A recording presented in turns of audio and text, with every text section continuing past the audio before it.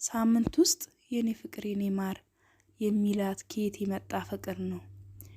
ልጁ ግን ጤነኛ ነው እያለች ነውና ገኒ ራሱ ሉሊትም ከሷ ክፍል በኩል እንትን ላይ ነበር እንዳላይ ሆነ ያፌትን ስታወራው ነበርና በስልክ ቤዛ ክፍል ገብታ ቁጭ ብላ ነበረ። ሉሊት ስትመጣ ደነገጠች በጣም ቤዛ ማለት ነው። ወይስ አስደነገጥሽኝ ብላ ድምጽ ስታሰማ ናታን ግን ሮጦ መጣና ለምንድነው የምታስደነግጫት ብሎ በቃ ለሷ መቆርቆር ጀምሯል።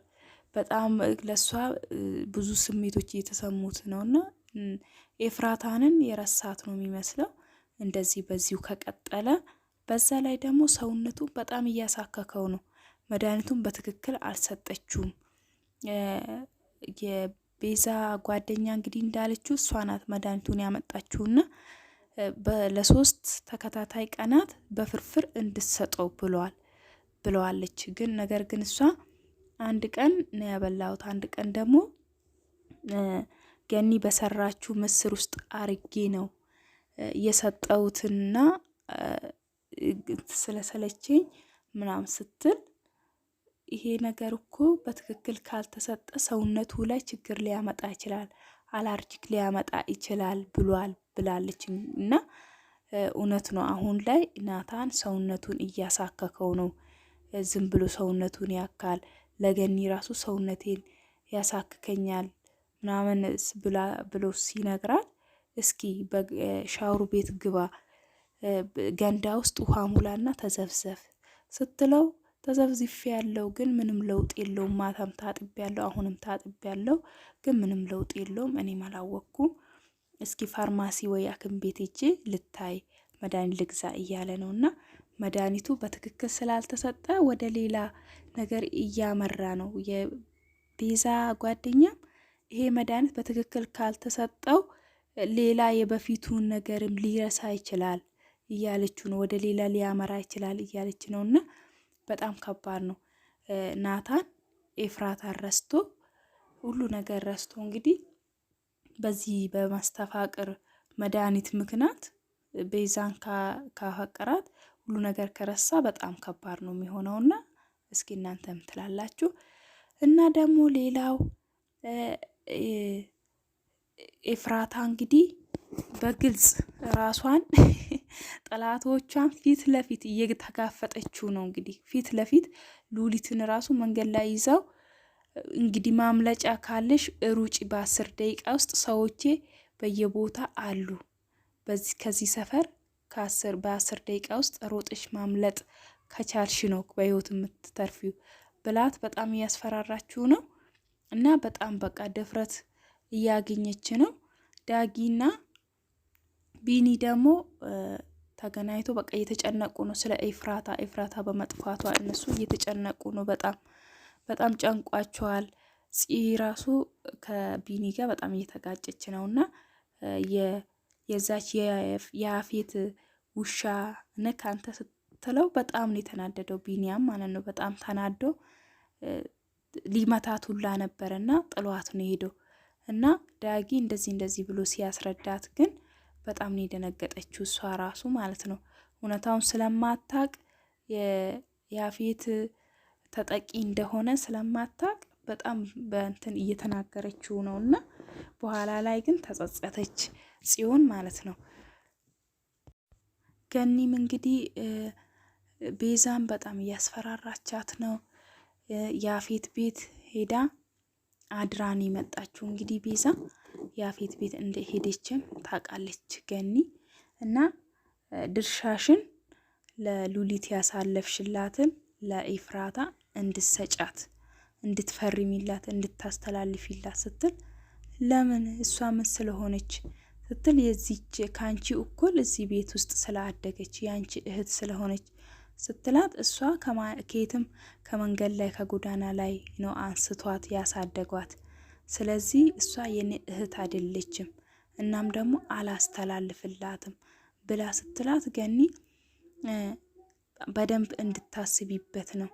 አሁን ቶሎ ብለሽ እንድትወስኝ አይደለም፣ ነው ያለቻትና ያፌት ቤት ሄዳ እንግዲህ የእንቅልፍ መድኃኒት አድርጋለት ለያፌት አብሮ አድሯል። ግን ያፌት ምንም አያስታውስም ምን እንዳረጉ ማታ ምንድነው የተፈጠረ ምናምን ብሎ ሲጠይቃት እኔም አላስታውስም። የሷ ልጅም ደግሞ ያፌት እንደገደለባት ስታቅ እብድ ነው የሆነችው። በጣርሙስ አናቱን 2 ቦታ ልከፍልለት ነበረ። ነገር ግን ያፌት እጇን ይዞ እኔ እኮ ያፌት ነኝ፣ እንኳን አንቺ ተራ ሴት አይደለሽም፣ ማንም ወንድ እኔን አይነካኝም ነው ያላትና ቤዛ በጣም ነው የተቃጠለችው። በዚህ በኩል ደስታ፣ በዚህ በኩል ደግሞ ሀዘን ገጥሟታል። የናታን ልጅ መስሎኝ ነው የራሴ የገዛ ልጄን ለካ የገደልኩት ብሎ እውነቱን ነግሯታል ቤዛና ቤዛ በጣም ነው የተናደደችው። በዚህ በኩል ናታን የእሷ ፍቅር ውስጥ ስለገባ ራሱ ብዙም ደስተኛ አይደለችም። ምክንያቱም ልጇን ያሳጣት ሰው የራሱ ልጅ ነው እና ያፌት የገደለባት በዚህ ምክንያት በጣም ትንብላለች፣ ተጨንቃለች፣ በጣም ተናዳለች። አሁን ልጅ ይኖረኝ ነበር፣ አሁን አቅፌ አዮ ነበረ ልጄን አሳጣኝ ብላ በጣም ነው የተናደደችው ገኒ እና ይሄንንም ታውቃለች። ያፌት ቤት እንደሄደች እንዳደረች እና ያፌት ቤት ስትሄጂ ከዚህ በኋላ ንገሪኝ እራት እንዳዘጋጅላችሁ ብላ ነው ያስፈራራቻት እና ስለዚህ ቤዛ እንግዲህ ድርሻዋን ለግማሹን ድርሻ ለኤፍራታን እንደምትሰጥ እርግጠኛ ነኝ። ሉሊት እንግዲህ ጊዜ ያላባከነችም ወዲያው ነው ለያፌት ደውላ ምን ፈልገሽ ነው አንቺ ሴትዮ ስል ያው ኢንፎርሜሽን አቀባይ ስለሆነች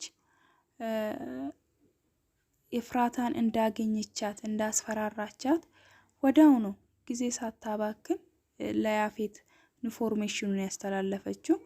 ስልኩን እንኳን ሳይዘጋ ኤፍራታ እሱ ቤትም ከቻለች ማለት ነው እና በጣም እንግዲህ አስፈሪ የሆነ ቦታ ላይ ነው አሁን ላይ። ለሰዎችክ መደወል አይጠበቅብህም፣ እኔን እንዲከተሉኝ ማዘዝ አይጠበቅብህም፣ እኔ ራሴ መጥቻለሁ ነው ያለችው። እንግዲህ ኤፍራታ ምን ትሆን መጨረሻዋ ምን ይሁን? በጣም አጓጊ ነው እንግዲህ አሁን ላይ ኤፍራታ ምን ያደርጋት ይሆን? ኤፍራታ ታሸንፈዋለች ብዬ አስባለሁ። የሆነ የተማመነችበት ነገር ስላለ ነው ያፌት ቤት ድረስ ቀጥ ብላ ፊት ለፊት ለመጋፈጥ የሄደችው። እንግዲህ መቼም የሆነ ነገር ከኋላዋ የተማመነችው ነገር ቢኖር ነው እንጂ ምንም ሳትተማመን ያፌትን ለመጋፈጥ ቤቱ ድረስ ቀጥ ብላ ትሄዳለች ብዬ አላስብም።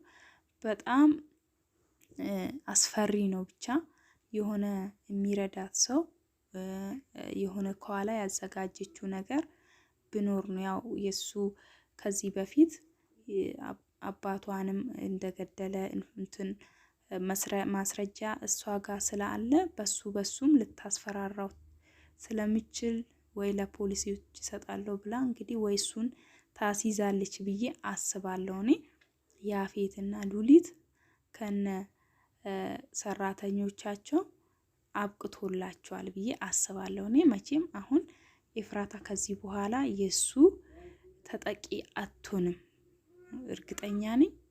ኤፍራታ ጀግና ናት፣ ቆራጥ ሴት ናት እና እሱንም ሆነ የሱን አጋዦች ሁሉ በእስር እንዲቀጡ ታደርጋለች ብዬ አምናለሁ። የሆነ ያመነችበት የተማመነችበት ነገር ቢኖር ነው ያፌት ቤት ድረስ እሱም ደግሞ እሷ በተገኘችበት እንድትደፈር እንደ በፊት አልተደፈረችም ነበረ። እሷ ግን እንደተደፈረች ነበረ ስታስብ የነበረውና አሁን ቀላል አይሆንላትም ነው ያለው።